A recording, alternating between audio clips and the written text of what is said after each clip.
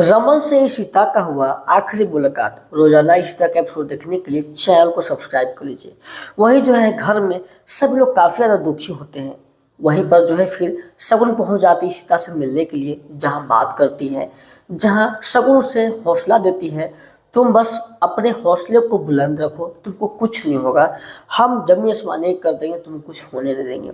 तुम जान रहे हो ना, मेरे पेट में तेरा बेबी पल रहा है, मैं बुरी माँ हूँ, मुझसे ये सब नहीं हो सकता है, तुम्हें जिंदा रहना होगा और सब कुछ तुम्हें ही करना है। जहाँ पर इशिता कहती है बस मैं उसी पर अभी भी अडिग हूँ, बस भगवान करे सब कुछ अच्छा हो। फिर इशिता की आंखों से आंसू शगुन पहुँचती है, वहाँ से फिर गले लग जाती है और फिर दोनों जो वहाँ से निकल पड़ते हैं। ऐसे में जो है इशिता बस यही सोचती है कि मैं कभी अपनी हौसला नहीं हार सकती हूँ, बस मुझे भरोसा अपने पति पर। इधर पूरा घर वाले जो है भगवान से दुआ करते हैं, हे भगवान इसी माँ को कुछ न हो। जहाँ पर इशिता जब बैठी रहती है तभी एक कांस्टेबल आते हैं, कहते हैं तुम बड़ी भाग्यशाली हो, जो जल्लाद तुम्हें ये करने वाला था वो फिलहाल छुट्टी पर चला गया है और अब तुम्हारा जो है टाइम बढ़ गया है। ऐसे में तुम्हारे पति को स्वयं मिल जाएगा और कुछ वो कर लेंगे। फिर जो वहाँ पर होते हैं ना, सब लोग खुश हो जाते हैं, आकर फिर इशिता के गले लगा लेते हैं। इशिता अपने बहुत ज़्यादा खुशी फील कर रही होती है। वहीं पर ये प्यार देखकर उसे ऐसा लगता है कि बहुत दिन बाद खुश हुई है। घर में सभी के चेहरे पर मुस्कान आ जाती है, जहाँ पर रमन बाकी सभी परिवार वाले खुश रहते हैं, लेकिन इन लोगों की खुशियों में दाग लग जाती है। जब रमन ये सारी बातें खुशी शेयर कर ही रहा होता है, इधर जो है बाला की पत्नी बहुत परेशान है। उसे लगता है सारा कुछ जो हुआ है उसका जड़ का फसाद सिर्फ वही है, लेकिन उसकी फोटो को देखकर उसे मिस करती है और खूब रोती है, मुझे माफ़ कर दो, सारा कुछ मेरे चलते ही हुआ है। उसे यही लगता है कि जो कुछ हुआ है सब मेरे कारण हुआ है और कुछ वो ड्रिंक लेती है।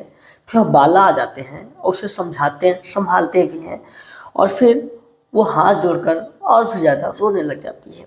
इधर जब भी वकील से मिलता है रमन, तो वहाँ पर जो है सबसे बातें ही हो रही होती है, लेकिन उसी वक्त जो रमन का वकील होता है निधि, उसके मोबाइल पर एक फ़ोन आता है और निधि जब फ़ोन में बात करती है तो वहीं पर परेशान हो जाती है। जब वो उस खबर सुनाती है रमन को कि अब जो है कहीं से दूसरा जल्लाद आ गया है, उन लोगों ने खोज लिया है और सब कुछ वही टाइम पर होगा, ये जो खबर है पूरा एकदम घर में फैल जाता है।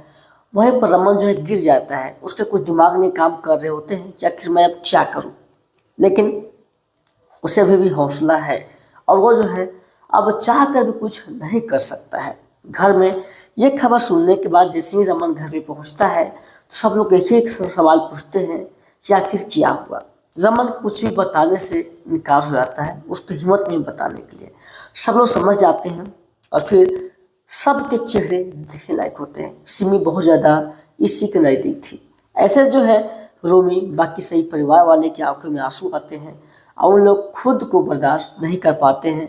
आखिर कैसे वो पल वो बिता सकते हैं, इशिता के साथ जो बीते भुला सकते हैं। इधर जब इशिता जेल में होती है तो उसे कुछ कांस्टेबल मिलने के लिए आते हैं, बट वो देखती तक नहीं है, कहते टाइम नहीं हुआ है ना। फिर बोलते तुमसे कोई मिलने के लिए आया है। जैसे ही इशिता आगे बढ़ाती है कदम को तो वहाँ पर रमन होता है। रमन उसके तरफ देखता है बट उसके पास वो खुशी नहीं होती है।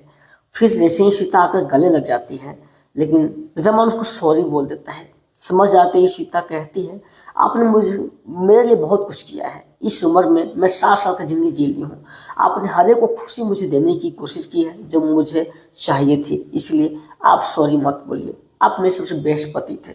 चलिए खैर जो कुछ है आप मेरे लिए जो कुछ किए हैं वो मेरे लिए बहुत ही काबिलियत की बात है, इसीलिए आपको ये शोभा नहीं देता है और बस आप जो है सबको अच्छा से रखिए और कुछ नहीं मैं बोल सकती हूँ। लेकिन रमन के वहाँ पर जो है एक भी सवाल मुंह से नहीं निकलते हैं न कुछ, जिसका पूरा एपिसोड स्टार उत्सव जियो हॉटस्टार पर देख सकते हैं।